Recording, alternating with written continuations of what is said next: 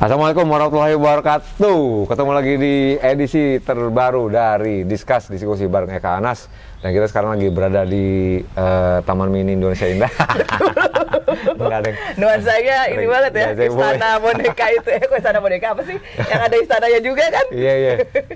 Wahana-wahana. Cuma enggak, tapi kita sekarang lagi di kantor baru gue. Sedap promo dikit nih. Namanya Kava, Rumah Kava. Dan teman-teman dari Kava berbaik hati untuk meminjamkan lokasi ini di daerah Kemang di kantornya. Dan gue udah 2 minggu di sini, sedap. Jadi bisa di follow juga anak Kava kalau di Instagramnya. Dan di sebelah gue ini juga dulu merajai Kemang sempat. Wah, merajai Kemang. Ngapain gue? Ngurap aja. Ada Yako dari Tebet rumahnya. Dari tadi. Gue yang bikin dari. Dari tadi saya. Yako kita undang di Discuss untuk ngomongin tentang ya karirnya dan juga artnya dan juga musik apa sih Yak ya. Tadi gue datang ke sini udah duluan jadi malu sendiri telat. Yang punya tuan rumah. Ya saya ngadem dulu. Saya ini dulu cek dulu. Iya. Nggak taunya lagi kipas-kipas abis sepedahan. Cuy, gokil. Dari Tebet. Asep, anak sepeda. Anak sepeda. Asep. Anak goes. Kalau kata orang Sunda, skuter suku muter. Oh gitu, suku muter, oke. Jadi Tebet ke sini ya? Ya. Tebet ke Kemang, sepedahan. Itu rutin apa gimana tuh Mbak? Alhamdulillah ya lagi dibikin rutin sih. Maksudnya gue sepedaan itu emang karena transport. Oke. Tuh, jadi emang kalau ke kampus itu kan Unesa Duguna itu ada di Pondok Indah. Iya. Dari Tebet ke Pondok Indah emang sepedaan. Dulu waktu di Sudirman juga sepedaan. Gitu. Tebet, Pondok Indah, Tebet Sudirman, trek panjang semua.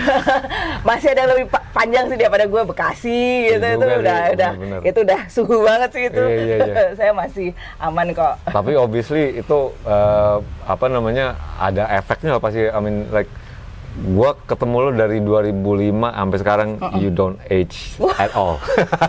Harus seneng. Gua bilang lu nggak. Saya pakai susuk lo sebenarnya. Makanya jangan kasih sate, nggak boleh pakai sate langsung gitu. Susuk gigi.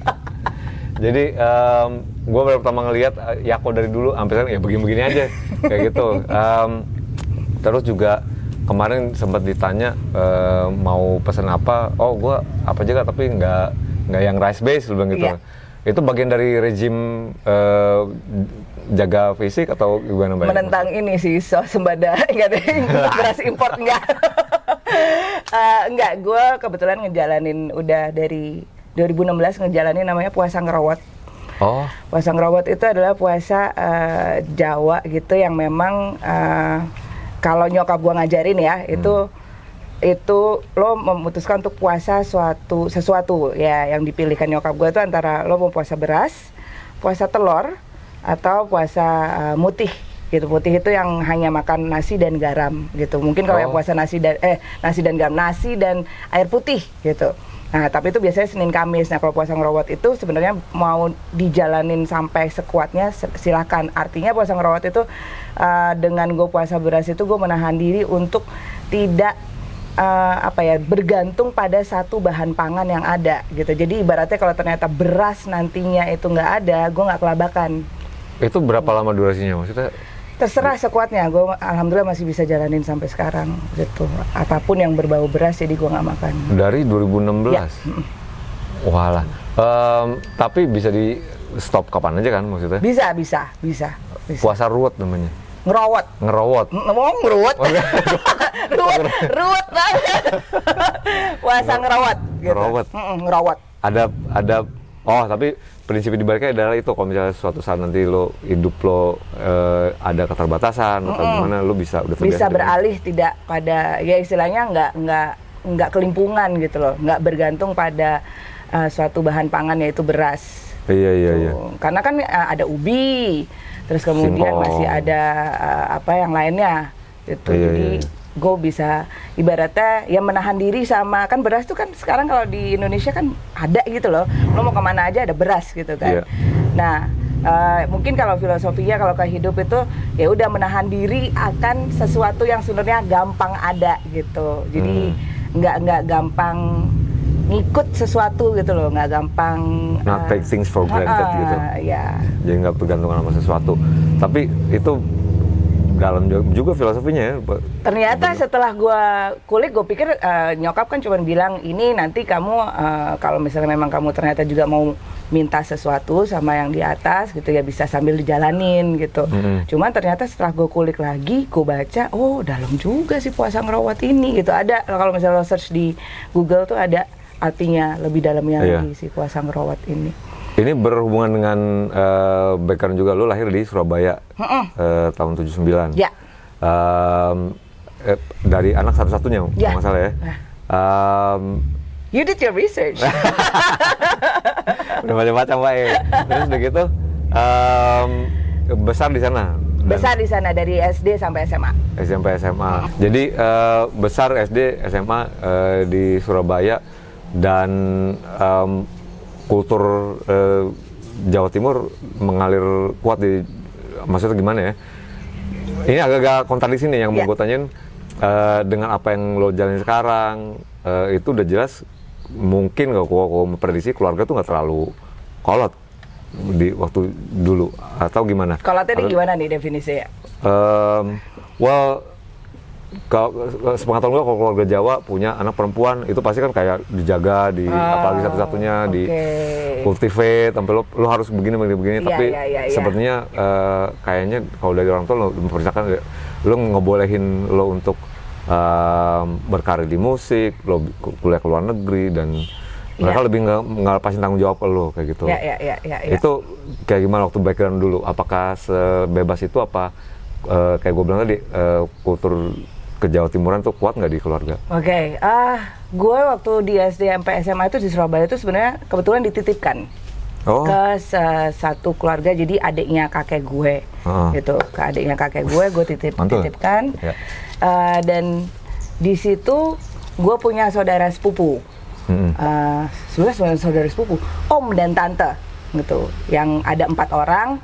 Dan gue akhirnya ya dianggap seperti anak yang paling kecil dari keluarga itu karena gue sama tante gue itu bedanya 8 tahun tuh. Nah jadi ya untungnya keluarga tersebut gue panggilnya Mama Surabaya dan Bapak Surabaya dan beserta anak-anaknya itu sangat ini ya membebaskan gue mau ngapain, kecuali waktu kecil tuh gue mau manggung gitu kalau dulu tuh di Surabaya tuh biasanya pas 17-an tuh ada acara komplek tau gak? Di sini juga ya, di Jakarta juga ya? Iyalah, panggung 17-an. Iya betul. Nah, terus ada panggung itu gue pasti didorong untuk nari atau nyanyi gitu. Itu selalu aktif lah di situ. Jadi gue udah terbiasa untuk di musik gitu. Nah, ikut lomba segala macam. Nah, cuman memang pada saat masuk ke SMP itu kan mulai tuh rap. Ya kan, mulai rap, terus mulailah bandel gitu, kenal nongkrong gitu, terus kenal cowok, ya cowok nggak so much sih, tapi lebih kepada kayak mainnya. Gitu. Nah itu gue mulai belajar rap di situ, mulai belajar rap, terus kemudian waktu belajar rap itu gue belajarnya di sebuah radio. Dan di zaman itu kan semuanya kayak mengacu pada radio ya Kak ya. Iya. Benar-benar kita dengerin Barometer musik. Masih di situ. Betul, dan kita mengidolakan penyiar radio. Ya nggak sih? Iya. Iya nggak sih? Karena memang profil yang kita dengar, maksud gue TV dulu kan cuma TVRI aja. Iya. Yang mau ke RCTI ada 91 lah. Iya, decoder. Iya, juga. betul nggak semua lah ya. Nah, akhirnya di Surabaya itu gue sangat mengidolakan penyiar-penyiar radio gitu. Jadi gue dengerin satu radio, namanya itu S103 di situ. Itu radionya ibaratnya radio anak muda lah. Nah, dia berganti rebranding jadi radio anak muda dan muterin banyak playlist hip hop. Nah, di situ gue belajar lah, ketemu satu. Kalau dulu tuh namanya komunitas ya, namanya grup gitu. Dulu tuh belum ada tuh namanya kolektif tuh belum ada. Namanya Pumpkin Rapper Crew.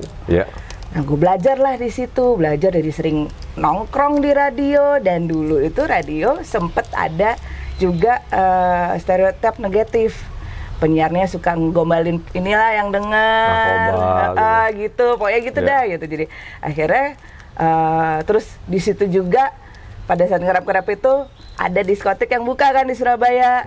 Fire tuh buka. Terus Fire ada dulu di Surabaya? Ada di Tunjungan Plaza, dan itu bukanya itu biasanya kalau untuk anak-anak SMP dia buka di Minggu siang. Sama juga. Asli gitu. Terus Nah ya sudah lah gitu, udah makin kenal minum, ya kan, kenal minum terus udah gitu.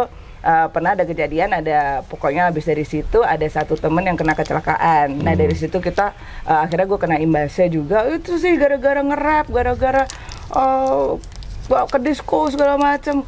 Gue di band, nggak boleh nge-rap lagi gitu karena efeknya sama keluarga sama bapak ibu gue di situ.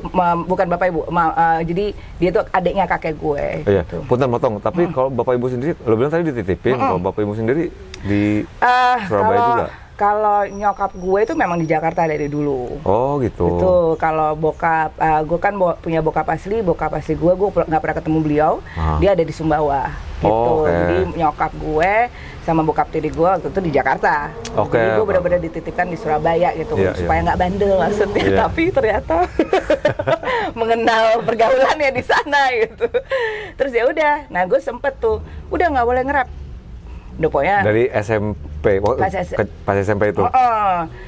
Tapi ya akhirnya bertahan cuman mungkin 1 bulan ya gitu loh, karena gue karena emang suka gitu, terus gue tetap di rumah itu ya belajar nge-rap terus abis itu ada perlombaan, bilang mau ikut lomba gitu, akhirnya ya udah dikasih gitu, dilepasin dan akhirnya kalau misalnya ada apa-apa gue pasti ditemenin gitu sama tante gue gitu. Tante gue yang sekarang udah almarhum itu dia sering banget nemenin kalau gue lomba atau gue dilepas sendiri. Dan dulu tuh kayaknya ya menurut gue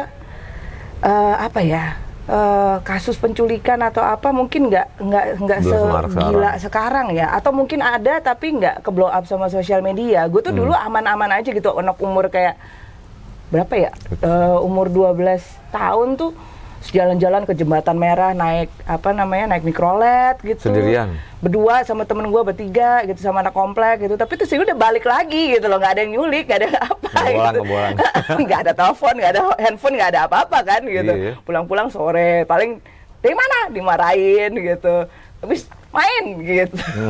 Tapi ya mungkin akhirnya itu yang bikin jadinya gue terbiasa untuk tanggung jawab sendiri gitu loh. Gimana gue udah dibebasin boleh ngapain-ngapain, yang penting ya lo tanggung jawab, harus bisa pulang ke rumah, jaga diri gitu ya. Jaga diri gitu. Kalau musical heritage lo, maksud gue tadi lo bilang apapun di waktu kecil musik lah ya. Tapi dari keluarga Surabaya sendiri tuh dari keluarga pemusik bukan Major normal regular ini aja Indonesian family. Nggak ada gitu. Malah mereka main yang punya gitar duluan kayaknya gue deh. Apa tuh dulu yang tertarik kalau bikin tertarik ke musik? Kalau itu sebenarnya dari keluarga inti. Jadi dari kakak om gue. Jadi nyokap gue itu kayaknya dia sukanya bikin puisi gitu, sama drum. Terus adiknya nyokap gue main piano segala macem, sama pokoknya keyboard segala macem gitu, gitar. Sama adiknya nyokap gue yang paling kecil itu drum. Jadi mungkin dari situ, dari keluarga inti karena pada saat gue lahir di Surabaya tapi dibawa ke Jakarta. Nah pada saat gue umur 2 sampai 5 tahun itu gue sangat terpapar gitu sama om gue yang adik-adiknya nyokap gue tuh main musik gitu. Dari situ mungkin akhirnya kebawa lah gitu, Surabaya. Dan kalau nggak salah waktu itu pertama, kalau nggak salah gue baca riset semalam, suka tadi dari cover-cover lagu Anggun C. Sasmi gitu ya. Jomblo, Anggun C. Sasmi. Terus apa tuh, Scorpion yang Win of Choice. Oh my God. Wah ini apa ya yang buat panggung 17-an itu?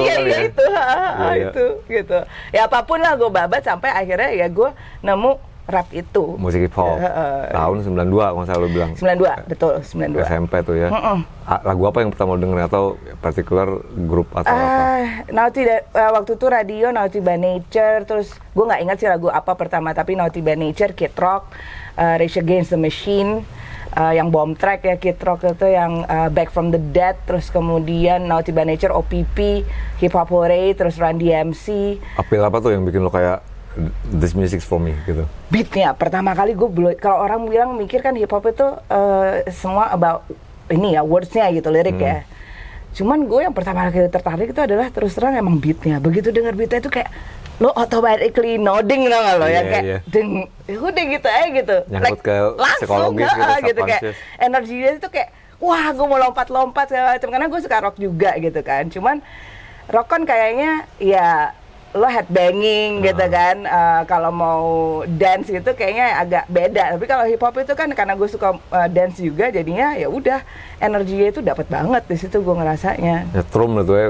Wah, gitu, Iya. begitu denger, wah musik apa ini gitu, Iya. terus ya udah langsung kulik ke toko kaset lah ya kan, nebak-nebak ini band apa nih, grup apa nih gitu. Iya. Ya kan, lu pasti melakukan itu juga gitu. Sama toko dulu kaset. gue pertama denger itu, tapi gue perkenal sama hip hop itu justru yang agak menye gue. Kalau Apa gue tuh? ingat, track pertama gue denger itu BVSMP. Oh my god, BVSMP, yoi. Anytime. Iya. Anytime. You know me, anytime. Yoi. Aduh, Tapi yoi. gue pikir, kok ya maksudnya radio Prambors kalau dulu kan, Iya, bener juga iya. dulu yang DJ di dewa-dewakan, terus begitu lagu yang didengerin ya itu jadi barometer anak muda lah gitu. Iya. Anytime tuh, wah anjir enak nih ya, terus I do my best. Bener, Nothing less. yoi. Sama itu, Set a Drive on Memory Bliss juga. Yang tuh. down Oh, ya. yang down. Itu, tapi gue dari itu baru deh RCTI lihat Tonlo, Wateng. Ya, Nah itu Funky Cold Medina itu juga itu ya. ngerubah persepsi gue, anjing sleazy gini hip hop kayak gue gitu kan. Yoi. Baru dari situ itu melebar kemana-mana. Ya. Gitu. Walaupun itu kalau buat gue nggak yang jadi ngedefine gue, dalam artian gue termasuk Pendengar semua. iya betul, voracious reader of music, apa listener of music, jadi gue denger semua.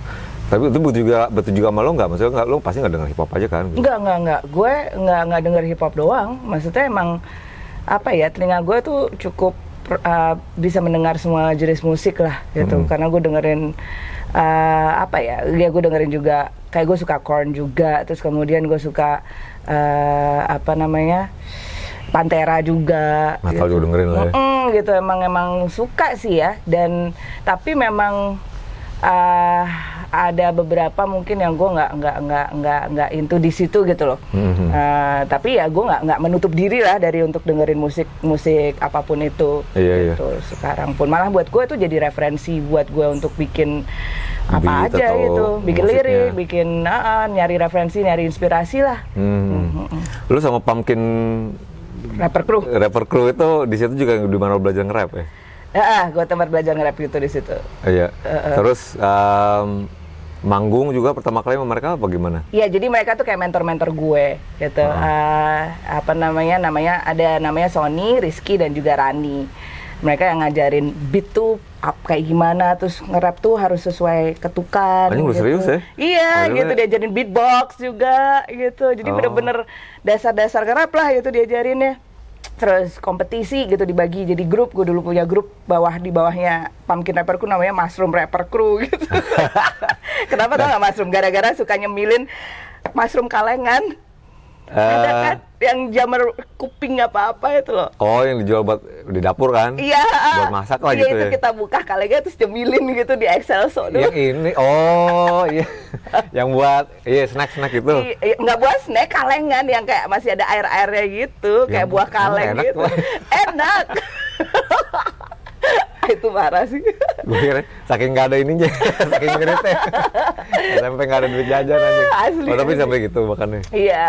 Terus ya udah dulu itu Kak, kalau misalnya mau manggung ya cuman bisanya di pinggir jalan di bawah radio itu kan ada kayak apa ya semacam apa sih, tempat parkir gitu ya. Paling kita bikin kayak nge-rap di jalan situ. Terus atau kalau misalnya mau panggung beneran ya harus ikutan kompetisi. Iya. Karena kalau enggak biasanya nggak ada lapaknya, itu nggak ada untuk manggung. Betul. Gitu. Jadi rata-rata kalau bisa mau manggung di Fire itu karena kebetulan lagi ada kompetisi di Fire. Waktu itu ada kompetisi apalagi di Delta Plaza, dan itu yang akhirnya melatih mental untuk manggung depan orang banyak, langsung dijeburin. Situ ini lo tuh ya, training ground lo. On the job training. Terus lo SMA tuh, maksudnya kegiatan itu pasti sama Pumpkin Crew dan excursion sama musik hip hop itu berlangsung di SMP SMA kan? Iya. Berjalan terus, tapi kuliah pindah ke Jakarta. Masih berlangsung nggak tuh? Maksudnya Nggak. ketemu teman-teman otomatis berhenti dulu atau gimana? Gue sempat berhenti. Dan konsen kuliah? Sebenarnya konsen kuliah karena sebenarnya kalau dibilang konsen kuliah karena gue cuma mikir kuliah di tempat kuliah gue dulu itu kayaknya kalau kelamaan sayang karena gampang. Maaf ya, bukan. Gokil. Kan masuk double degree itu kalau nggak salah. Trisakti dan Iya, UI. sama satu lagi si apa sih namanya, Edith Cowan. Jadi Iya. double degree. Nggak, gampangnya tuh gini, mohon maaf, bukan gue jumawa ya, tapi pada saat gue kuliah di Trisakti itu metodenya tuh hanya menghafal. Iya. Gitu. Kalau nggak, ekonomi ya? Ya. Kalau di Trisakti, yang IT di IT itu gue di Sydney Uni. Oh, di sini belum. Tapi Itu kalau ambil di- master ya, graduate diploma waktu itu. Jadi kalau yang gue double degree itu di Trisakti, sama satu lagi Edith Cowan. Di Trisaktinya ekonomi manajemen, di Edith Cowan-nya gue international business. Gitu. kan main. Cum laude lah ya kan? Iya. Nomor 2 terbaik dari, aduh. Tapi dibilangin itu modalnya hanya menghafal, beneran deh. Ya cocok lah jadi rapper, baca sekali. Gitu. Iya. Oke, jadi ya academic wise cus lah ya, maksudnya Iya, kelar nih, ya, gitu. pada saat itu kayaknya dikasih sama Tuhan apa ya, otak yang enggak lumayan lah encer dibanding SMA. Iya. SMA gue ngambil IPA kan, wah itu merah semua nilai gue. Oh iya? Iya. Iya masih ada, ya sekarang juga masih ada penjurusan ya, tapi lo masuk apa, fisika, bio gitu nggak salah? Iya, bener nggak? IPA itu gue deh kan kalau dulu jurusan IPA, kelas 2 IPA IPS bahasa. Iya. Terus udah gitu waktu penjurusan dikasih tahu ini bagusnya IPA gitu. Terus ya udah ternyata IPA gue pernah Iya. tuh kelas 2 dapat kan IPA fisika, kimia, matematika kan. Semester pertama itu waktu itu pakai cawu tuh kalau nggak salah catur bulan 1 2 3 gitu. Catur bulan 1 IPA, fisika, matematika, kimia 5 semua. Wah, udah dimarahin. Makanya nggak boleh kerap gini. Udah cawu 2 nih, begitu dilihat kirain udah meningkat. Tidak, kimia saya turun jadi 4. Makin ngedrop. Makin, aduh, untungnya makanya setelah itu langsung bener-bener udah nggak boleh ngerap dulu. Akhirnya ya udah bisa naik lah jadi 6 paling nggak. Tapi di situ ya gue kayaknya memang nggak cocok aja kali ya sama waktu itu pelajaran di SMA Yang gitu. ngitung-ngitung deh. Gitu. Saya nggak cocok gitu di IPA rupanya. Tapi pindah ke Jakarta kuliah, kegiatan bermusiknya gimana? Nah, gue masih musik sebenarnya. Cuman gue kan selain suka hip hop, suka Alanis Morissette ya. Gitu. Jadi gue ketemu band di situ dan kebetulan gue nyanyiin lagu-lagunya Alanis. Cuma band cafe dulu apa enggak? Enggak sampai band cafe sih, tapi lebih kepada ya band-band manggung di kampus Iya. gitu kan, suka ada tuh ya acara-acara gitu kan. Inaugurasi gitu. Nah, dan ada alasan juga kenapa gue ngeband pada saat itu dan nggak nge-rap. Nge-rap sebenarnya gue main juga sama anak-anak di Jakarta karena kan gue buan dari Pesta Rap 2 kan gitu, kenal anak-anak Pesta Rap 1 dan Pesta Rap 3 gitu, jadi Yusuf Martabak dan segala macam, terus sempet aktif bantuin mereka ada festival hip hop di Sahid gitu. Cuman memang kenapa nggak nge-rap pada saat itu, gue berada dalam satu hubungan yang kayaknya nggak ngebolehin gue untuk nge-rap. Jadi lebih baik gue Romance hubungan. suggest itu untuk menyanyi lah, nggak gedabrukan, nggak yang lompat, nggak jelas, nggak apa-ngapain gitu, you know lah. Kalau misalnya rapet kan kayaknya yang udah wah gitu, dan gue nggak bisa diem kan di atas panggung gitu. Nah ya udah, jadi ya mungkin pada saat itu karena terbuai oleh masalah cinta gitu ya gitu, jadi gue manut-manut aja gitu, ya aja sampai akhirnya. Dan gue enjoy juga selama itu, maksudnya gue nyanyi, maksudnya gue masih suka dalam bermusik, format band itu ya. Enjoy juga, terus sampai akhirnya gue kuliah di Sydney, ambil master gue kan, ambil master, disitulah gue terpapar lagi sama hip hop lagi, lebih intens lagi. Gitu. Walaupun memang sebenarnya skena hip hop di Australia, di Sydney itu nggak gede juga loh, nggak gede nggak kayak kita gitu. Gue tuh di kampus gue dulu ada apa? Ada anak satu kru namanya So Solid Crew ya, masalah. So Solid Crew. Iya lupa deh gue. Dulu itu kalau di Sydney ada Hilltop Hoods, ada Upshot. Anjir nggak ada yang kenal gue. Terus ada satu rapper solo ya, gue lupa namanya siapa gitu. Tapi memang nggak gede gitu, dan mereka manggungnya juga di pub-pub kecil. Terus gue juga akhirnya. Dan lo involve sama mereka tuh, maksudnya? Jadi teman dan jadi community. teman, betul. Terus kemudian gue datang ke gig mereka. Terus gue juga ngeband sama Reza Ahman. Iya. Genggong? Oh, lo ikut Genggong emang? Enggak Genggong, jadi kita namanya dulu, namanya bandnya Ubros. Gue gak tahu deh itu apa lagi Ubros. Oh iya? Iya, it's untuk brother and sister orang-orang gitu lah. Ya sama Reza Ahmad sama Kalau Gengongnya sempat nonton gue, Iya, sempat berapa kali. tuh Gitu. ada Reza, terus ada si Deva kan, gitu, terus ada si satu lagi siapa tuh, yang bule tuh, lupa gue, adalah. Sama Rudy Gerak kenal nggak ya pelukis? Siapa? Rudy. Karena kalau gue justru ketemu Yogi Coffee Wall. Oh iya, Kan dia juga di Sydney juga. Okay. Nah gue ketemunya tuh di sama Reza karena itu ada pelukis Indonesia namanya Rudy Gerak, coba cari.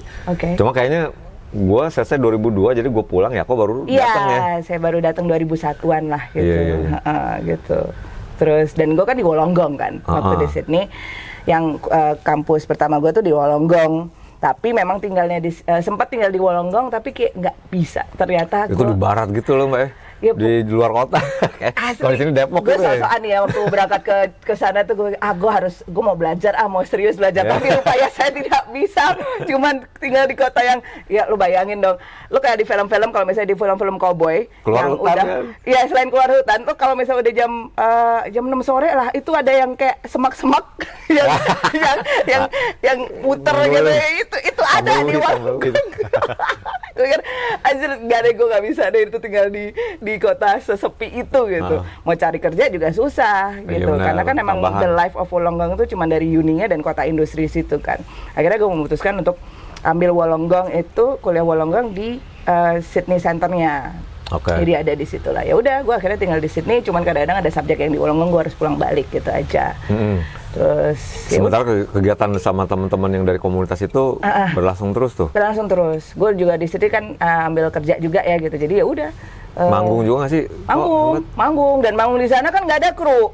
Sendirian Bawa aja aja ya? semua gitu. Udah gitu pernah soundcheck sampai kayak dimarahin sama yang tempat venue-nya itu karena kelamaan soundchecknya 1 jam. Kan lo tahu Reza itu alatnya banyak banget. Iya. Ya kan, terus udah gitu kayaknya dulu kan ya nggak secanggih sekarang ya gitu untuk align satu sing satu sama lainnya gitu. Alat gitu, terus si Asep juga, aduh ini sempet 1 jam akhirnya udah manggungnya cuma 15 menit karena kelamaan soundchecknya. Adalah ya gitu-gitu. Iya lumayan nyetem beneran gitu. Tapi ya udah seru aja sih ngerasain vibe di sana manggung kayak apa. Iya. Sama kayak di sana kan sirkuit manggungnya tuh kayak ada arena-arena kayak The Metro ya, kalau nggak salah. Ya, terus kita nggak pernah sih manggung di Newtown, sekali pernah manggung di Metro, acara apa gitu lupa. Cuman memang iya Newtown yang gigi kecil gitu loh, tapi kan seru ya. Enmore gitu. Theater ya, Enmore Theater, ya gue nonton Alicia Keys tuh waktu itu di Enmore Theater sama Reza dari Oh iya. kan? Lo kan dulu pasti waktu di sana ngejarnya nonton macam-macam kan. Itu the perks of ini sih kuliah di luar tuh. Duit makan gue ituin deh. Asli. Gue gue irit-irit. Cuma itu 2005 sampai 2000 3 tahun apa ya? Enggak, gue 2001 sampai 2005. 2005 justru gue pulang. Pulang, oh iya benar. Dengan degree apa lagi tuh? Lo kayak pengkoleksi degree.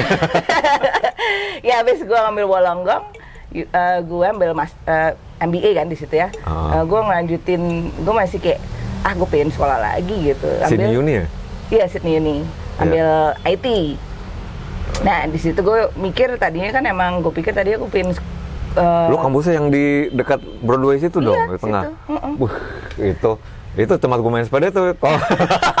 Oh iya. Gue tuh tinggal di Chippendale. Oh iya Street. Seru Jadi, banget. kampus gue, rumah gue tuh kalau lurusan itu kampusnya Yako. Itu gede banget, itu kayak gedung tua ya. Iya. Gedung tua dari tahun 1700 berapa. Betul, keren banget karena gue kalau hari Minggu main sepeda situ sama temen gue di Cipta. Enak banget emang di situ. Terus itu berarti ya? Jadi ngeri banget gue tuh. Seru keren sih. Masalahnya. Keren emang gedung-gedungnya. Cuman gue nggak happy sih di situ. Karena mata kuliahnya atau? Karena ternyata memang itu tadi IT, gue nggak cocok di IT gitu. Tadinya gue kelar, cuman ya kelar, alhamdulillah kelar gitu. Alhamdulillah kelar. Cuman emang yang tadinya gue mau apply PR di situ, akhirnya buat IT. Ternyata pada saat gue lulus itu ketentuan untuk apply permanent resident naik 5 poin, nggak bisa dengan degree yang gue ambil. Jadi ya udah akhirnya gue pulang lagi. Dan gue kalau misalnya di Sydney Uni gue nggak terlalu happy karena mungkin bukannya gue ngomongin alma mater, cuman kayak lebih konvensional banget, dosen-dosennya itu lebih konvensional.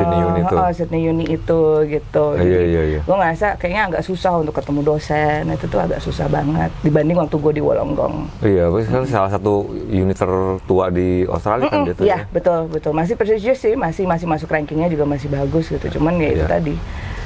Terus lo 2005 pulang dan tiba-tiba saja ngerilis album.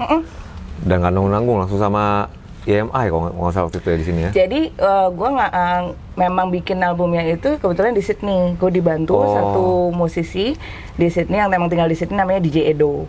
Gitu. Terus dia emang DJ yang udah tinggal di sana dan emang sering di komunitas Indonesia. Ya udah gue bikinnya emang di Sydney. Pas pulang itu gue ketemunya sama manajemennya Soul ID. Gue bareng sama Soul ID, di bawah manajer gue tuh waktu itu Poppy Tobing. Terus, dapatlah jalur ke EMI. Akhirnya master gue dibeli sama EMI. Jadi, kondisinya udah jadi. Udah jadi. Dan pada saat itu EMI kayaknya emang semua label itu punya PR, dikasih PR sama head office-nya itu untuk mengkoleksi artis-artis dengan genre macam-macam. Nah, hip hop pada saat itu mungkin hip hop juga harus ambil musisi dari hip hop. Gue masuk sama Soul ID pada saat itu di EMI. Iya. Which is tercipta debut album Reason. Refleksi kok Reason sih. Refleksi. Waktu itu lagunya So What. Iya, gue datang tuh kalau misalnya launchingnya di Hard Rock Cafe EX. Iya ya? Iya. Lupa. Oh my god. Oh iya, bener. Di situ. Oh iya. Oh my god. Iya. Pertama kali gue ngeliat Yako tuh pakai boots segini, gokil. Emang iya pakai boots gitu ya? Oh my god. PVC putih, pokoknya lo serba putih deh. Pokoknya lo udah terkonsep banget, lo wah gokil. Yes. Iya. Banget. Terus lo pakai eyelash yang wah. Pokoknya icon banget ya. Eyelash silver, terus Refleksi itu masih R&B influence kalau nggak salah ya. Iya. Betul. Ya sebenarnya mungkin pop influence ya, gitu loh. Bisa dibilang pop influence gitu. Karena ya kita kan nyari yang pada saat itu gue juga nyoba nyari yang bisa masuk ke market Indonesia gitu. Jadi very easy untuk easy listening gitu. Dan akhirnya ya So What itu lumayan kedengeran kan pada saat itu juga gitu. Terus dan barengan pas banget sama Psychoji ngeluarin So What gitu loh. Oke. Itu juga satu faktor sih yang menurut gue So What jadi kedengeran juga gitu. Jadi kayak ada competition tuh. Padahal gue nggak tahu kalau misalnya di Jakarta itu lagi ada So What gitu loh. Karena kan gue emang produksinya di Sydney di waktu Australia, itu. Ya. Gitu. Oke. Itu apa yang lo pelajarin dari yang apa ya? Maksudnya is a whole different scheme or scene gitu ya. Dimana lo di Australia mungkin lebih bukan kerja sih, experience lo sebagai rigorous musician sama Reza, udah gitu lo manggung yang kerja sendiri sama komunitas, pindah ke Jakarta yang notabene lo langsung masuk ke dalam siklus perusahaan rekaman besar dan manggung udah sering kan dulu tuh kan, maksudnya udah pasti sama Yama udah diplot lo manggung di sini promo ke itu. Radio segala macam gitu kan. Lo ada apa gimana tuh adjustingnya? Iya, buat gue itu proses pembelajaran sih ya, gitu. Jadi dari situ gue terus terang happy gitu, wah bisa langsung dapet sign deal EMI gitu. Jadi gue bersyukur pada saat itu bisa mengenal, bisa belajar gimana sih promo, kemana aja sih kalau harus promo, apa aja sih yang harus dilakukan gitu. Cuman selain itu gue juga merasakan ada ketidakpuasan juga gitu. Jadi ya prosesnya itu ada advantages-nya sama disadvantages-nya, ibaratnya seperti itu. Ya. Jadi emang buat gue sih itu proses mengenal industri musik itu seperti apa aja yang terlibat di dalamnya, apalagi kita ngomongin sebuah label besar gitu, bahwa kita nggak bisa, kalau indie itu kan kayaknya kita mau ngeluarin kapan aja terserah kita kan, gitu loh, mau proses kreatifnya itu ya udah semuanya terserah kita.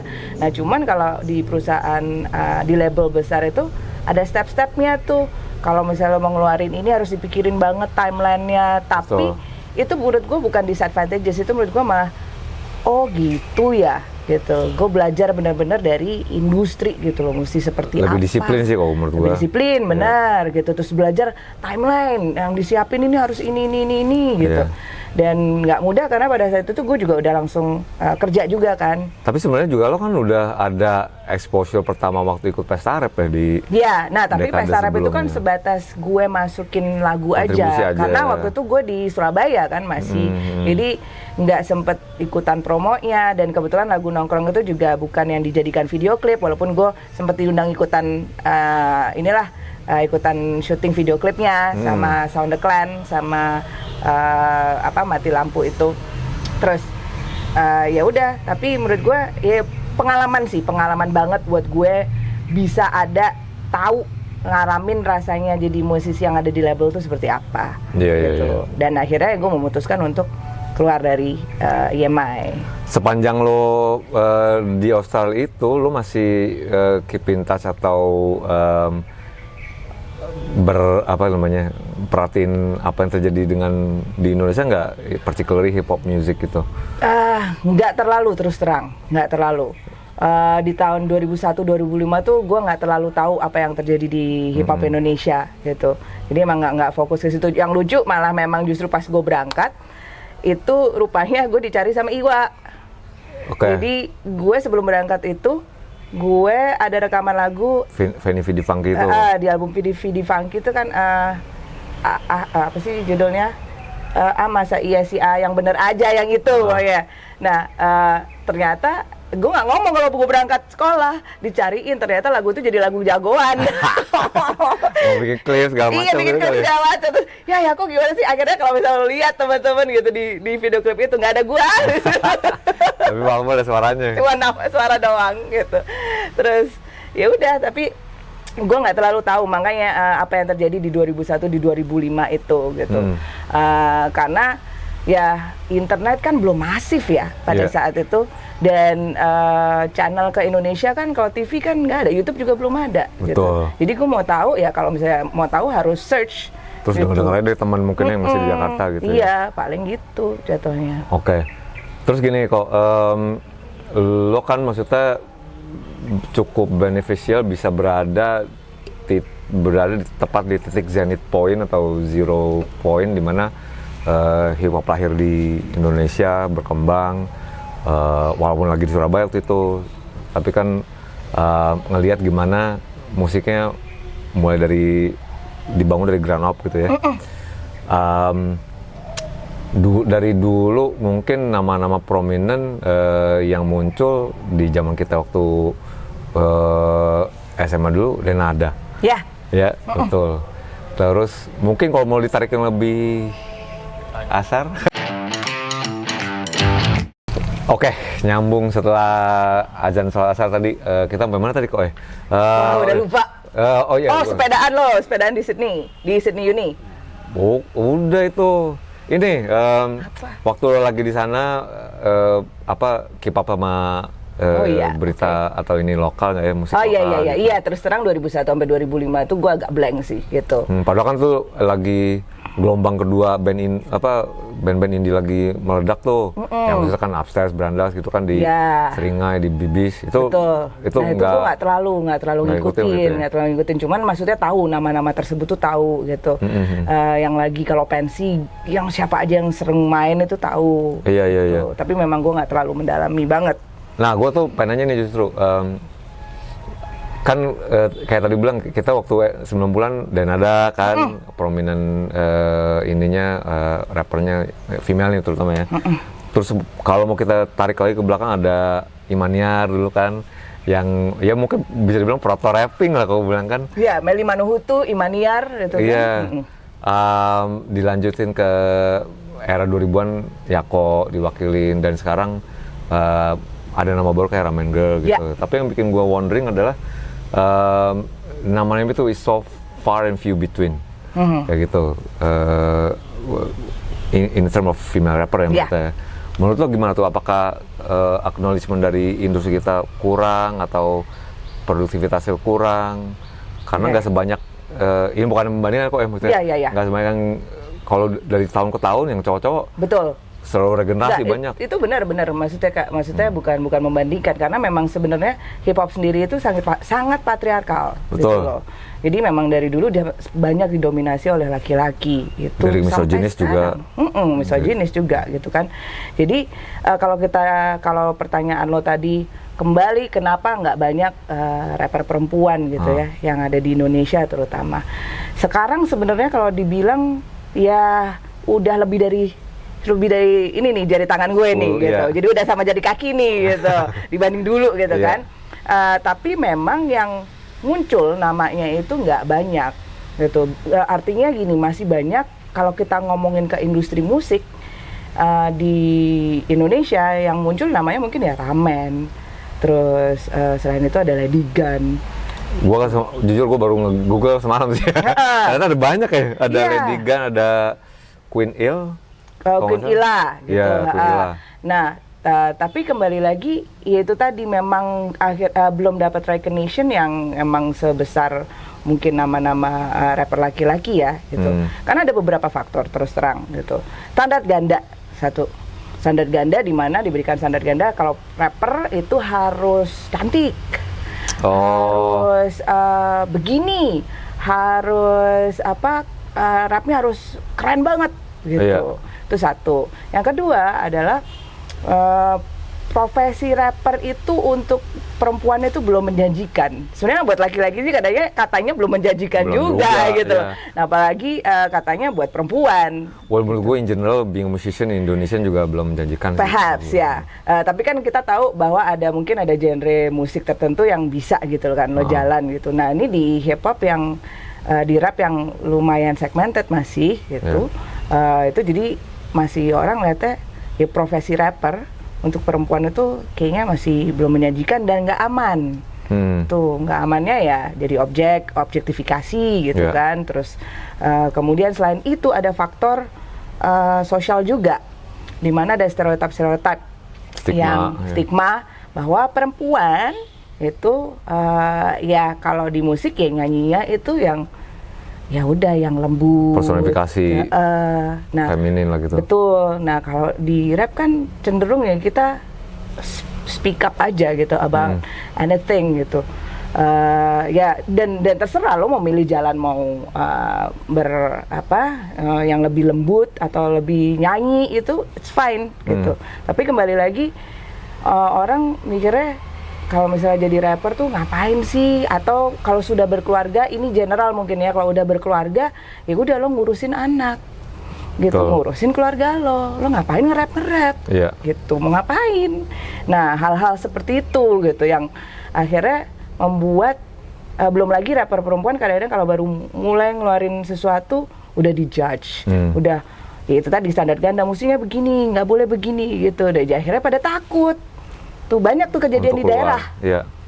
Karena kita kalau ngomongin rapper perempuan yang ada di timur, wah itu sadis-sadis. Lu banyak dapat respon dan juga ya all these fans gue, doesn't matter female ya, yang nanya kalau minta advice gitu. Ya beberapa ada gitu kan, dan mungkin segan, kadang-kadang segan atau takut gitu ya. Tapi beberapa ada nanya gimana sih kalau misalnya mau tetap jalan di sini gitu. Ya modalnya nekat dan kadang nggak usah mikirin gitu. Cuman nggak semudah itu. Kenapa? Karena mungkin gue juga punya privilege gitu kan. Gue punya privilege ya gitu yang dimana ya I've been sharing dari gue udah berangkat udah agak lama, jadi istilahnya gue udah tahu industrinya seperti apa, udah tahu gimana gue mesti bersikap, bagaimana gue menghadapi orang-orang gitu. Tapi kan anak-anak baru kan belum tentu dapat punya privilege itu gitu. Jadinya masih takut dijudge, apalagi sekarang di era sosial media yang apapun kalau di-upload itu udah langsung netizen kan di bawah mikroskop akhirnya. Nah, gue bersyukur gue nggak mengalami hal itu gitu. Jadi mentalnya itu benar-benar mental yang di jalan gitu. Dan pada saat udah berada ke sosial media, gue sudah belajar gitu. Ini cuma netizen gitu loh, cuma netizen. Tapi kembali lagi itu semua juga harus, gue nggak bisa menutup mata pada hal-hal yang akhirnya menentukan, kadang-kadang menentukan klien mau ngambil sebagai mungkin influencer atau apa gitu. Nah itu kan hal-hal yang baru yang gue juga harus pelajari, dan anak-anak rapper-rapper perempuan ini gitu, karena semuanya rata-rata yang jadi takut nge-rap tuh karena dilecehkan, banyakan tuh di kolom komen itu melecehkan gitu. Rapper kok yang ngomongin body gitu, bentuk badan lah, harusnya begini, harusnya begitu. Dan faktor terakhir itu adalah kompetisi di antara perempuan-perempuan sendiri. Kadang kompetisi yang paling fierce itu adalah di antara perempuan-perempuan itu sendiri, menjatuhkan. Nah itu sebenarnya hal-hal seperti itu sih yang menurut gue kenapa mungkin akhirnya rapper perempuan jadi nggak banyak. Jadi banyak ya hal-hal faktor-faktor yang tadi udah gue sebutkan gitu, dari sosial yang terutama yang paling banyak. Iya. Lu juga aktif sehari-hari ngajar di Unisa Duguna dan Uniprep gitu, bahkan udah hampir sama lamanya kayak lo di karir musik lo gitu kan. Ada ini nggak sih kok, maksudnya gue ngelihat musisi-musisi yang thriving sampai sekarang, terutama dari generasi kita nggak berjauhan kalau menurut gue kan. Kita child of the 90s yang kerja besar di 90-an, dan gue lihat yang survive dari angkatan kita itu biasanya personifikasi yang orang-orang yang bisa multitasking. Dalam artian gini, kayak ngeliat sosok kayak Aryan misalnya, selain musisi dia juga bisa ngebisnis juga, art juga kayak gitu. Jimmy, dia punya, selain skill bermusik, dia punya public speaking, bla bla gitu kan. Dan menurut gue bukan membandingkan sama generasi sekarang ya, tapi kita ada kayak gue bilang tadi, ada beneficial, kita bisa lebih fokus dan kita ada experience kayak gitu kan. Kita ditempa dari persilangan kultur Indonesia, tapi juga kita nggak menyerap adaptasi Western influence yang menurut gue lebih lebar gitu. Dibandingkan dengan anak-anak yang belajar sekarang nih, misalnya katanya Generation Z, millennials gitu punya short attention span, di mana mereka nggak bisa fokus untuk lama dan nggak punya sustenance kalau ngelakuin sesuatu, nggak bisa fokus lama lah intinya. Terlalu bosen gue, pindah lagi. Lo temuin itu nggak, pola itu di anak-anak lo, dan juga di kenapa mungkin ngasih kontribusi kenapa female rapper nggak begitu banyak sekarang, karena mungkin attention span-nya itu. Enggak sih, kalau itu gue lihat ya mungkin gini, keinginan untuk cepat selalu langsung naik itu ada gitu kan gitu, dan caranya bisa macam-macam dengan melakukan hal-hal yang controversial gitu, yang jadi banyakkan kontroversi tapi nggak banyak karya jatuhnya gitu. Begitu keluarin karya kontroversi, tapi itu kembali lagi pilihan. Selama perempuan punya pilihan, silahkan deh gitu, itu pilihan yang lo ambil gitu. Tapi balik lagi kalau kita ngomongin esensi hip hop gitu, dan emang lo bener-bener emang pingin di rap gitu kan, ya paling nggak lo mesti tahu apa sih esensi hip hop dulu itu gitu. Nah cuman memang yang menariknya sebenarnya nggak cuma di rapper perempuan aja, di rapper sendiri di Indonesia itu mungkin karena ini ya banyak yang tidak tertarik untuk mengulik sejarah. Gitu loh, nggak banyak yang mengulik history, atau kembali lagi udah terlalu beda generasinya gitu loh. Itu ya yang in general ya, ke murid-murid lo gitu. Gitu. Generation gap-nya itu terlalu besar. Cara komunikasinya juga beda. Baby boomers sama Gen Z beda banget loh. Benar. Iya kan? Itu yang terjadi mungkin di sandwich generation yang sekarang gitu. Jangan nggak usah jauh-jauh, baby boomers sama kita aja Gen X kan udah. Iya, tapi paling nggak kita masih mendengarkan musik yang mereka dengarkan. Iya juga sih. Iya kan? Gitu. Tapi kayak anak gue itu nggak terlalu dengerin, kalau nggak gue kenalkan itu nggak terlalu dengerin lagu-lagu yang nyokap gue dengerin itu loh, kayak terus. Tapi akhirnya Alana udah berapa sekarang? Sekarang 11 tahun. 11 tahun, iya gitu. Jadi Gen Z tuh. Jadi dari komunikasi pun berbeda gitu. Jadi cuman kalau misalnya kita hubungkan dengan rap perempuan, ya menurut gue lebih kepada ini aja sih, sebenarnya objektif mereka mau kemana itu aja gitu. Ada kan kalau misalnya, kalau gue kan objektif di bermusik ya, gue pingin emang selalu be in hip hop gitu, whether I'm gonna be rapping atau gue ada di belakang, tapi gue mau ada di musik ini. Nah nggak semua punya objektif yang sama dengan gue gitu kan, yang akhirnya menentukan konsistensi lo di situ. Apakah lo akan konsisten di situ atau hanya sebatas ini lagi tren nih, gue mau ikutan di situ. Nggak apa-apa juga, yang penting perempuan itu punya pilihan, lo mau nge-rap silahkan gitu. Tapi kembali lagi, lo mau objektifnya lo mau di rap tuh ngapain gitu. Kalau misalnya mau konsisten, ayo sini gitu. Mau nggak konsisten pun mau ilmu, ayo nggak apa-apa gitu. Intinya sih sebenarnya ya memang gue selalu kembalikan lagi tuh lo objektif lo mau apa. Kalau memang lo mau rap, mau nge-rap, mau fokus di situ, ayo kita sama-sama nih gitu. Gue bisa share apa yang udah pernah gue alamin untuk kita bisa teman-teman bisa maju bareng. Itu sih gitu intinya. Dan gue paling aktifnya tuh ke teman-teman cowok itu kalau misalnya ada diskusi gitu yang ngebahas rapper perempuan gitu, tapi nggak ada rapper perempuan di diskusi tersebut, kalian nggak relevan. Kenapa? Lo membahas rapper perempuan tapi tidak ada perwakilan dari rapper perempuan. Itu gue pernah gituin gitu di salah satu diskusi teman-teman cowok-cowok gitu. Terus ya juga ya gitu. Jadi yang hal-hal seperti itu sih yang mungkin speak up. Dan ini yang menarik, gue kemarin sempat ketemu case di mana di daerah gitu rapper perempuan itu ada yang mau ikutan gitu ya. Tapi sadly mereka bisa diberikan beat atau dilatih kalau mereka ibaratnya mau pacaran dulu nih sama produsernya. Hal seperti itu masih ada Kak. Oh my god gitu. Nah dan nggak banyak yang apa ya itu tadi mungkin dalam kondisi tertentu nggak punya pilihan gitu. Tapi ada juga yang punya pilihan yang gue nggak mau kayak gitu. Akhirnya dia keluar dari circle itu terus dia bikin sesuatu gitu. Itu ada. Nah, ini menarik nih karena lu adalah salah satu personifikasi yang cukup vokal memperjuangkan RUU PKS untuk digolin gitu kan. Ada beberapa orang yang gue perhatiin teman-teman sejawat lah ya, Tika misalnya gitu. Gue jujur nggak begitu update kok. Tapi maksudnya statusnya gimana udah? Sekarang sudah masuk prolegnas. Ya. Jadi kan tadi sempat tahun lalu itu dikeluarkan dari prolegnas kan gitu.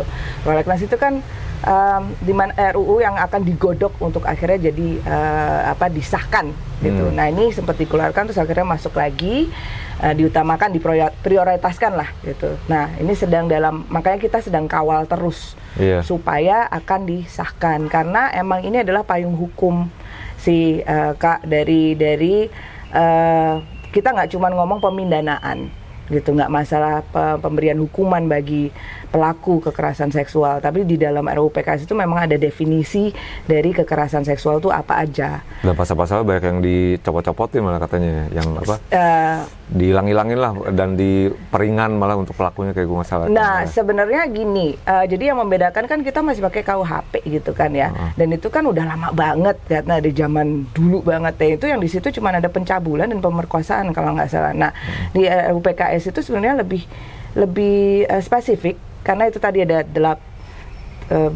ada beberapa definisi kekerasan seksual termasuk pelecehan seksual. Sebelumnya kan pelecehan seksual nggak masuk. Sementara pelecehan seksual itu kita banyak banget kena gitu. Laki-laki, perempuan, transgender semua tuh banyak yang kena.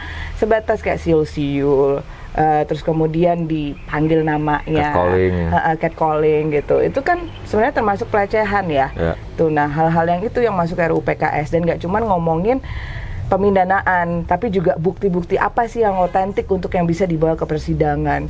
Selama ini kan selalu buktinya dimentahin, ini bukan bukti. Terus kemudian selain itu juga yang penting adalah pemulihan dari hak-hak korban yang selama ini kan terampas. Nah itu sih yang sebenarnya difokuskan. Dan sebenarnya nggak hanya buat perempuan, ini berpihak untuk siapa saja. Oh iya, nggak cuma perempuan aja ya. Optimis nggak lo untuk ngebawa isu itu secara, maksudnya kita nggak cuma di musik aja ya, tapi Indonesia in general is a very patriarchal culture ya. Iya, it is. Ya. Memang berat, tapi ya kita harus mau nggak mau harus optimis sih, karena kalau misalnya kita pesimis ya nggak akan sampai gitu loh. Ya musik itu menurut gue suatu kendaraan atau media yang sangat efektif untuk meng-create awareness ya. Iya, create awareness. Kalau untuk subjek gitu. Paling nggak membantu orang-orang untuk aware dulu tentang suatu isu, tapi untuk actionnya harus dibantu oleh aksi-aksi lain gitu. Nah, jadi nggak cuma performatif ini aja gitu, tapi harus ada ya mungkin bantuan ya mungkin untuk turun ke jalan juga. Terus kemudian harus ada semacam gerakan yang bisa masuk ke legislatif. Itu kemarin kebetulan Kartika juga aku lihat dia masuk dengan body shop ya, gitu udah sempet melakukan pertemuan di gedung DPR MPR. Itu salut banget sih Kartika. Terus supaya teman-teman yang duduk di legislatif itu tahu gitu loh dari sisi korban, dari sisi luar tuh seperti apa. Karena bagusnya juga itu dari legislatif harus banyak perempuan juga di situ yang memang mendukung RUU PKS. Karena kalau misalnya memang di dalam situ juga nggak banyak yang dukung, susah juga gitu loh. Karena kan kita udah ngomongin fraksi segala macam, berapa persentase itu kan kemarin ditolak gitu dari komisi berapa gitu kan.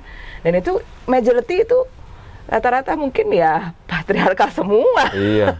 Gitu. Tipikal bapak keluarga. Jadi memang nggak gampang terus terang gitu, nggak gampang. Makanya kita harus kawal terus. Kawalnya gimana ya, dengan terus meng-create edukasi gitu. Apa sih RUU PKS ini? Karena kan orang banyak banget taunya ya macam-macam, bisa dipelintir gitu kan. Jadi edukasi ke sekeliling aja gitu. Terus paling nggak mau speak up, terus raising kasus-kasus yang terjadi. Makanya ini butuh payung hukum, karena banyak sekali kan kasus-kasus yang terjadi yang akhirnya malah ternyata korbannya yang disalahkan. Iya. Gitu. Ada diputar balik gitu. Terus dituntut ke UU ITE ya kan gitu loh. Jadi emang harus ada payung hukum. Ini urgensinya udah sangat-sangat urgent sih. Udah lama juga ya lu perjuangan ini, udah ada 2 tahun loh. Wah, kalau saya sih termasuk baru ya, tapi banyak sekali teman-teman di luar sana gitu, dari Komnas Perempuan, dari Holabek Jakarta, dari Lintas Lentera Indonesia, itu banyak sekali deh yang memperjuangkan, jaringan muda semuanya, Indonesia Feminis, Jakarta Feminis semuanya. Dan setiap tahun kan biasanya ada march ya gitu, Women March gitu kan. Nah, cuman tahun ini memang dilakukannya sepertinya virtual tuh. Itu kenapa lu sampai bikin lagu Hands Off juga ya? Hands Off. Terus kemudian yang waktu kemarin si RUU PKS ditarik dari Prolegnas itu gue bikin lagu Sulit. Gitu, itu gue ngamuk banget itu. Marah malam jam 11 marah-marah bikin lagu, minta sama J-Don anak Grimlock gitu kan gitu, untuk bikinin beat Kang gitu. Terus udah gitu awal si Kang J di mixing dalam waktu hanya sejam, jam 12 siang gue keluarin video klipnya itu. Anjir, jadi udah secepat itu karena mungkin udah emosi banget ya gitu loh. Itu rencananya memang akan gue jadikan lagu ke depannya yang lagu full gitu. Cuman emang masih nunggu moodnya dulu lah gitu. Iya. Itu proses lu biasanya kayak begitu. Jadi stream of thoughts lahir tulis jadi lirik dan dari itu dulu ya dari. Iya, tergantung ya. Gue bisa muncul dari lirik dulu gitu. Kalau udah emosi emosi menyerangnya itu udah gampang banget tulis lirik, terus disertai musik udah makin jadi lagi. Ya udah rekam. Untungnya Kang J itu juga sangat jam 1 gue WA, Kang bisa di mixing sekarang nggak? Si Kang J lagi main PS. Oh siap. Terus ya udah jam 12 gue keluarin video klipnya. Cuma ambil potongan-potongan dari foto-foto teman-teman yang udah berikan konsen gitu. Udah gue bikin, alhamdulillah, maksudnya ya bisa jadi kendaraan untuk waktu itu bersuara ya. Jadi sempat di-repost sama dari teman-teman di luar dari hip hop gitu, justru ya khalayak ramai gitu, dari Agnes Prakarsa, terus kemudian siapa Cinta Lora segala macam, Dian Sastro gitu, sempet naikin lagu itu juga gitu. Supporter ternyata luas juga ya. Iya. Gue dengerin beberapa hari kemarin, dengerin materi lo dan sempat dengerin album di Eksperimen. Yang menurut gua agak beda sendiri tuh. Iya. Lebih terinfluence sama electronic music, club music gitu. Itu dan itu menurut gua salah satu album yang banyak lagunya. Iya kan? 13 kohesif. Bener nggak tuh yang paling banyak album lo yang lagunya? Lupa gue udah inget berapa lagu di setiap album. Tapi itu gimana? Lahirnya gimana tuh album itu? Yang menarik sih, album itu kan memang terus terang memang banyak gini, gue bisa dibilang sebenarnya lagu musik gue yang sangat-sangat boom bap itu nggak banyak gitu. Walaupun gue dengerin banget boom bap gitu, tapi gue seneng banget explore gitu. Gue nggak takut gue sempet juga di scene itu ada yang ngatain gue, ya aku mana hip hop sih gitu. Itu ada dapat serangan dari scene sendiri itu juga kurang ada. ajar banget gitu. siapa ngomong itu. Terus tapi ya bodo amat karena Nggak maksud ngerti gue ya gini loh, gue senjata gue adalah lirik gitu kan, dan gue rata-rata pasti nge-rap gitu, dan hanya saja musiknya gue explore, gue nggak takut untuk explore ke mau electronic dance music kayak, mau boom bap kayak, mau dubstep kayak, mau drum and bass karena gue aktif drum and bass juga kan gitu. Jadi hajar menurut gue. Betul. Gitu, hajar sama emang gue feel the beat gitu, terus kemudian gue bisa masukin lirik gue di situ, gue bisa masukin pesan gue ke situ, jadi gue hajar aja gitu. Dan kebetulan eksperimen, makanya judul albumnya juga eksperimen, karena gue emang bereksperimen dengan electronic dance music.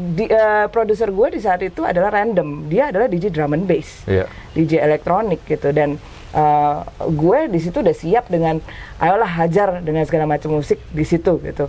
Dari itu tadi ada dubstep, terus ada drum and bass.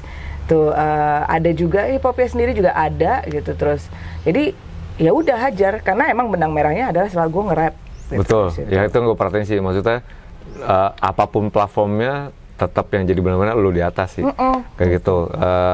Rapnya Yako kok gue liriknya agresif, percaya diri, dan is all about apa namanya empowering. Yang dengerin itu sense yang gue dengerin sih. Termasuk yang terakhir nih, walaupun gue gak ngerti liriknya, Pitutur. Iya. 3 bahasa dalam satu lagu. Pas gue wah anjing keren. Maksudnya belum ada nih kan kayak gitu kan. Biasanya ya Jawa-Jawa kayak hip hop Jogja Foundation atau ini, cuma ini udah Jawa, Indonesia, Inggris. Which is menurut gue ada step up nih. Karena gue ingat banget tahun 2011 ngajak Yako buat nyanyi lagu Abrasi waktu sama Brother. Iya. Gitu. Di Citos. Iya, di skor. Terus gue bilang, Kak, gue pakai bahasa Inggris aja kayaknya lebih enakan bagi sih. Iya bangga, gue bilang apa namanya? Wah itu salah satu momen terbaik gue sih bisa sama The Brandos. Gue bilang senyamannya Mbak gue bilang itu kan. Terus di saat itu malah material masih majority berbahasa Inggris ya. Dan mulai bergerak ke Indonesia pas udah setelah eksperimen kalau nggak salah kan. Sebenarnya album pertama, album kedua gue itu ada bahasa, malah justru bahasa Indonesia gitu. Yang Yema ya maksudnya? Ya, yang Yema itu bahasa Indonesia. Album kedua ada sedikit bahasa Inggris ya. Terus kemudian gue fully explore dengan bahasa Inggris. Terus kemudian ini gue balik lagi ke ya apapun sih. Gitu. Nggak masalah sih ya mau. Nggak masalah mau apa aja karena balik lagi itu bahasa kan gitu. Iya sih. Terus di Pitutur itu ya kebetulan emang gue tuh selalu di handphone gue tuh selalu ngumpulin lirik. Gue kepikiran tiba-tiba kalimat apa gue tulis di situ. Gitu. Pakai notes dulu. Bukan gitu. Ngomong ya tapi ya. Enggak. Nah, ngomong juga voice memo itu biasanya kalau gue nemu nada.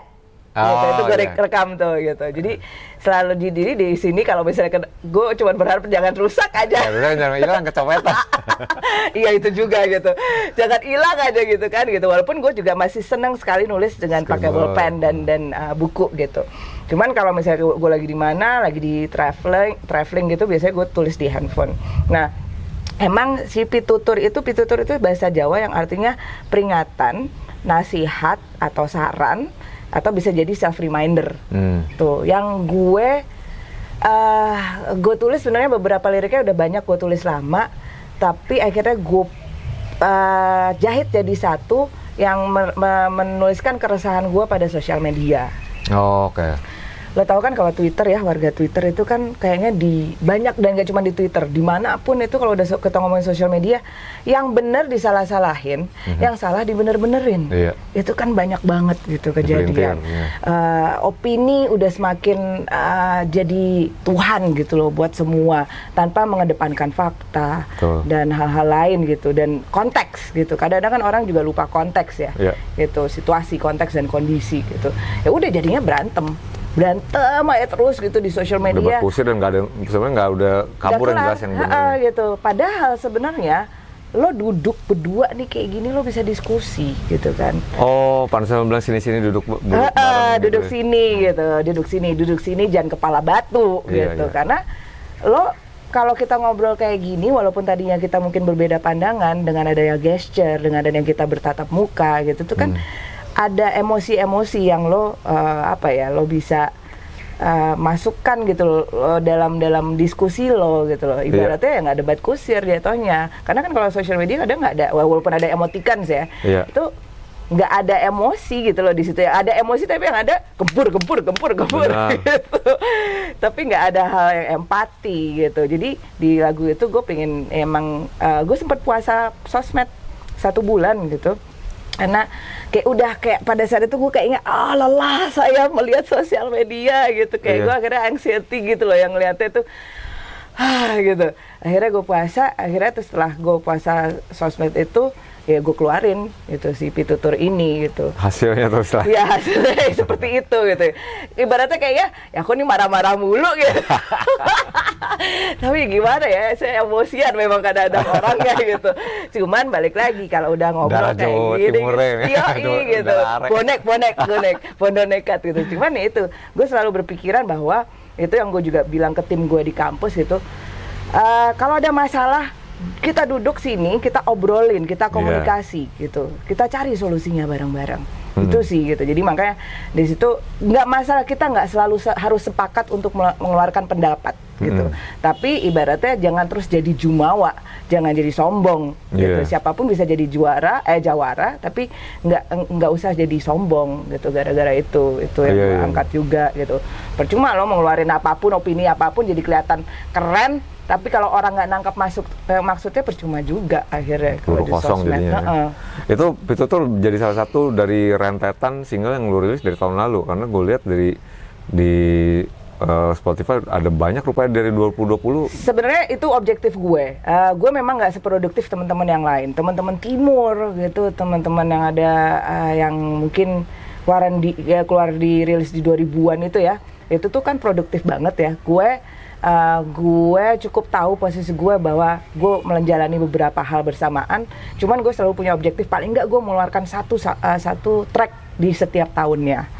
Sebenarnya tahun lalu tuh gue ada beberapa kolaborasi. Iya, ada banyak ya, bukan dari aku sendiri tapi kolaborasi itu ya. Ada gitu. Cuman memang kadang-kadang ada yang dirilis, ada yang udah dirilis, ada yang belum keluar video klipnya. Yang gara-gara pandemi ini sebenarnya gue di tahun ini banyak kolaborasi. Cuman memang karena pandemi belum bisa dikeluarin video klipnya atau apa gitu, termasuk ya project yang sebenarnya harusnya keluar di Desember kemarin gitu sama Jeruji gitu. Nah cuman memang kepending terus ya karena memang ya pandemi ini sih gitu, karena cukup ya saya deg-degan juga sih ini sama band legendaris ya Jeruji gitu kan, begitu dengar dikasih tahu diajak gitu, gue langsung yang aduh saya panik sendiri gitu, aduh gue mesti ngapain gitu, mamang Bandung gitu. Aduh iya, dan udah itu udah sempat ketemu gitu, teman-teman udah mampir ke kampus gitu, itu meeting. Tapi itu serius lo pada datang kampus? Ada datang, tatoan gitu semuanya. Iya. Terus ya udah, cuman memang masih kepending sih sampai sekarang ya Bu. Harapannya mudah-mudahan bisa sesegera mungkin lah bisa dikerjakan. Tapi dari tahun lalu tuh udah rencananya sudah. Oh, anjir Jeruji ya? Iya. Mereka nge-approach apa gimana dari? Iya. Waduh, pengen didengar tuh pasti ya. Metal punk campur sama Yako. Aduh, saya aja sampai sekarang itu ibaratnya kayak gini loh, mau nulis lirik takut salah ya. Karena collab sama band se-legend itu gitu, menurutku tuh legend. Karena gue selalu punya kayak enaknya tuh kolaborasi itu kan gue selalu belajar ya gitu, dengan ketemu dengan karakter-karakter baru, musisi lain. Gimana gitu. Disiplinnya, cara kerjanya. Yang lo pengen sekarang siapa kok yang pengen diiniin? Wah, siapa ya? Yang pengen diajak gitu ya? Belum kesampaian. Gak tahu, gue nggak tahu sih. Kalau mau kolaborasi gue lihat dari ujung-ujung banyak tuh di. Ya alhamdulillah gini, ya. Maksudnya alhamdulillah. Gue beruntung banget gitu, gue udah pernah kolaborasi, artinya kolaborasi yang direkam atau yang paling tidak yang di atas panggung gitu, kayak The Brandals itu kan gue juga pernah di atas panggung, terus sama Slang juga udah pernah. Jadi ya itu tuh menurut gue adalah value yang gue dapatkan gitu loh, gue di musik gitu. Pengalaman tersebut gitu yang akhirnya gue bisa berkolaborasi dengan banyak orang. Yang sekarang tuh gue malah justru pinginnya banyak kolaborasi sama teman-teman yang baru-baru sih gitu loh. Karena buat gue itu juga bahan untuk gue tahu siapa sih yang ada di hip hop sekarang. Karena kan latar belakang gue jalanin festival juga. Fluff ID. Itu Fluff itu membuat gue harus memang membuka mata lebar selebar-lebarnya siapa aja sih yang sekarang itu ada di hip hop Indonesia. Gue kan nggak bisa egois gitu loh. Gue harus emang siapa nih yang punya potensi bisa manggung di festival yang untuk semua orang gitu loh. Ibaratnya untuk semua pelaku hip hop dari semua gitu. generasi gitu ya? Dari semua generasi gitu. Makanya gue juga beruntung gue bisa ada di Hip Hop Hore gitu bareng sama Tuan 13 yang memfasilitasi untuk gue bisa mengenal pelaku hip hop dari Sabang sampai Merauke gitu. Jadi dari situ akhirnya ya apa ya, everything happens for a reason sih gitu. Emang ini sih tujuan gue di hip hop dari awal tuh ya emang nggak cuma jadi rapper gitu, tapi I wanna be ya in the ecosystem sih gitu. Kalau teman-teman yang mau ikutan ke Flash ID atau ke Hip Hop Flash itu ya? ke mana kontaknya kok? Kalau Flash itu sebenarnya mungkin karena gue di program tim, jadi kita memang melakukan kurasi gitu, melakukan kurasi, materi bisa dikirim juga di DM aja ke Flash gitu. Biasanya gue cek dari situ, teman-teman kita program tim cek dari situ. Kalau Hip Hop Hore sama aja juga DM gitu. Iya. Jadi kasih profil dulu. Iya, profil. Kemudian biasanya kita minta press release kalau misalnya kirim udah punya suatu materi baru. Karena kalau di Hip Hop Hore itu kan kita memang ada rekomendasi tuh. Rekomendasi itu bukan mereact tapi merekomendasikan video-video hip hop baru. Nah itu ada baiknya kalau dikirim melalui press release. Nah cuman balik lagi Kak, itu menariknya juga gitu bahwa teman-teman di daerah itu semuanya nggak aware tentang press release atau apa. Nah itu tuh hal-hal itu yang mungkin juga bagian dari edukasi hip hop yang harus dilakukan gitu, bahwa ya kalau lo mau masuk industri, mau masuk ke radio ya harus siapkan tuh yang namanya press release, ini itu, terus logo grup, terus kemudian foto baiknya gimana, hal-hal seperti itu. Identitas dari grup branding, lo gitu. Branding. Nah, cuman kan teman-teman kadang-kadang ada udah yang penting gue rilis lagu. Nah, marketingnya itu selalu kayak ya nggak penting gitu loh. Gue ada temen di salah satu agensi dulu yang untuk kerja maksudnya ngepromosiin kampanye provider telepon ya. Terus mereka sampai ke Ambon dan ternyata di situ ada trio hip hop, lupa gue namanya. Cuma itu keren banget katanya. Jadi dia nge-rap pakai bahasa Ambon. Terus udah terkenal di lokalnya, cuma nggak ya di situ aja jadinya gitu. Iya, itu juga sih PR-nya gitu, bahwa memang ya makanya gue selalu bilang itu Bhinneka Tunggal Hip Hop gitu. Karena memang tersebar gitu di seluruh Indonesia. Cuman nggak banyak kalayak awam, orang-orang awam itu yang tahu mereka. Gitu. Nah, masalahnya di mana nih? Apakah sebenarnya ya biarin aja seperti itu karena Indonesia luas banget gitu. Emang tapi ternyata pelaku-pelakunya tuh masih memandang bahwa Jakarta itu sebagai barometer musik Indonesia. Dan kalau misalnya nggak masuk TV itu belum masuk industri, ibaratnya begitu. Jadi emang ini yang mesti dicari tahu lah gitu loh. Apa yang mesti dilakukan nih supaya teman-teman yang di daerah itu juga bisa dikenal di seluruh Indonesia. Tapi nggak semudah itu karena ada beberapa hal lagi gitu kan, karena satu hip hop itu emang nggak mudah ya untuk dilantunkan, nah kan yang mudah mungkin ya dan orang akhirnya tahu kalau ada kontroversi hip hop, dan balik lagi belum tentu orang-orang tuh melantunkan lagu itu gitu. Dan kalau misalnya ada yang gampang mungkin ya yang ada idiom-idiom gitu, kayak dulu pas zamannya Igor sowat gitu loh, itu kan kata-kata sowat gitu loh, atau online itu kan gampang banget ya orang nempel gitu. Nah hal-hal seperti itu yang mungkin mesti dipikiran, tapi akhirnya gue juga nggak mau akhirnya orang jadi mikir oh hip hop Indonesia itu harus yang gampang, harus yang lucu. Nggak seperti itu juga, karena sebenarnya ini hip hop rap itu kan gede, dan kita kalau ngomongin rap, ngomongin hip hopnya sendiri, di dalamnya nggak cuma ada lagu rap, tapi ada DJ, ada graffiti, ada b-boy segala macam, dan di daerah itu sebenarnya udah sangat menggeliat. Hanya saja memang tidak semua orang tahu gitu. Kalau nggak nyari, kalau algoritma YouTube-nya nggak lagi emang nggak lihatnya YouTube, nggak ngeliatnya hip hop ya nggak akan muncul. Iya. Gitu. Jadi harus dicari tahu sih emang gimana nih. Dan juga pelakunya kayak lu bilang tadi mesti aware dengan gimana nge-value diri mereka sendiri, bikin mengedepankan brand ya, maksudnya menggunakan strategi marketing lah untuk bisa dikenal gitu. Jadi jangan cuman akhirnya orang gini deh, yang paling sudah lekat kan sebenarnya, oh lo rapper ya, yo gitu ya. Itu tuh masih ada kayak gitu. Tapi kan rap gak harus selalu kayak gitu gitu. Tapi itu yang masuk gitu loh ke orang-orang. Nah, tapi kan untuk merubah sebuah stereotip, merubah sebuah persepsi itu kan nggak gampang ya. Gitu. Ini loh sebenarnya ada hip hop yang kayak Tuan 13 yang banyak ngomongin tentang hidupnya gitu. Terus ada Lace juga yang sangat keren dengan wordplay-nya. Ada teman-teman di Papua yang banyak menggunakan bahasa-bahasa daerah. Ada di Kalimantan, ada di Sumatera, di Aceh itu ada namanya Orangutan Squad. Anjir. Dia itu satu grup itu bisa sampai 11 orang dan itu menggunakan dialek Aceh yang berbeda-beda. Oke. Tuh, nah hal itu di Aceh gede banget, tapi mungkin balik lagi nggak muncul orang Indonesia karena ya mungkin salah satu tolak ukurnya adalah di TV yang dimunculkan ya itu lagi gitu. Terus kalaupun ada brand yang ini mereka ya adanya cuma brandnya yang ada di Aceh aja. Gitu. Mungkin itu juga penggunaan dari teknologi sosial media itu udah harus dimaksimalin juga ya. What's coming up next for Yako nih? Jadi selain sama Juruji tadi. Kalau sekarang sih lagi promo track yang selain Pitutur sama track sama Tuan 13 judulnya High. Itu sama Random juga, itu agak lebih ke drum and bass.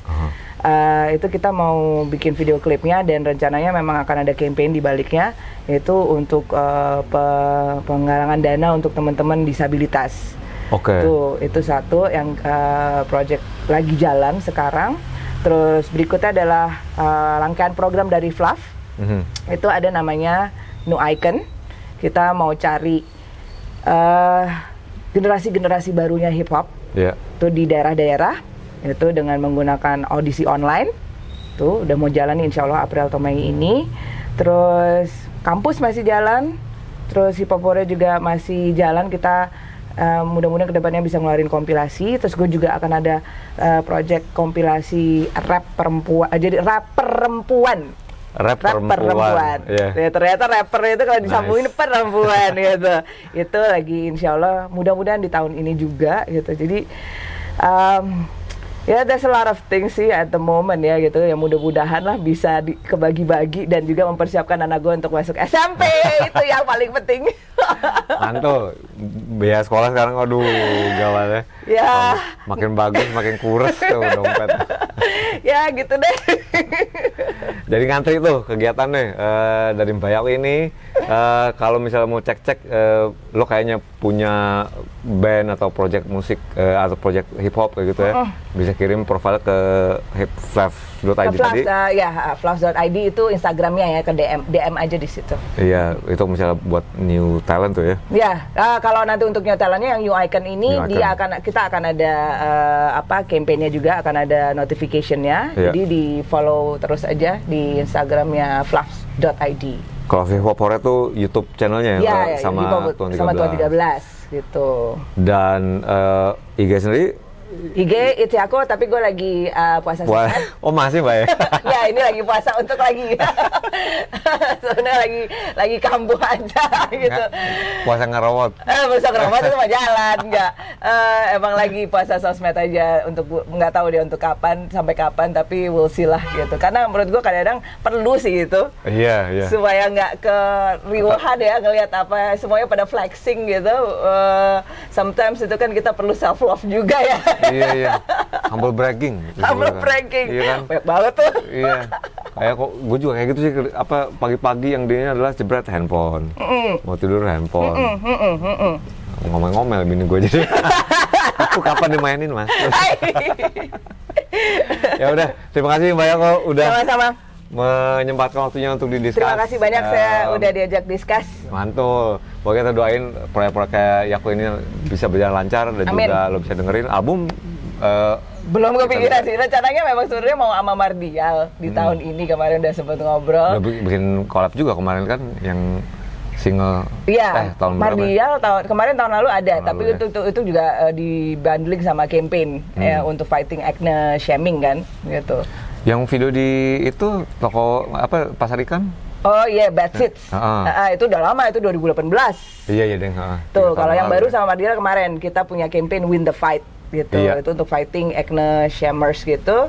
Nah, rencananya memang tahun ini mau album, cuman ya Allah kayaknya gue keriwahan sendiri, Tuhan. Ya pokoknya gini, buat gue gini, objektif gue tetap sama. Gue tetap konsisten sama objektif gue, apapun yang gue udah ucapin insya Allah akan kejadian, tinggal timelinenya aja itu sih. Dan gue nggak ngoyo, pokoknya yang penting harus kejadian. Amin, insya Allah. Kita doain Insya Allah, supaya Tuhan. kok lancar semuanya. Oke. Dan juga terima kasih untuk udah nontonin episode ini, dan kita akan kembali lagi di episode berikut. Terima kasih, Sehat semua. sampai jumpa, assalamualaikum warahmatullahi wabarakatuh. Dadah. Waalaikumsalam.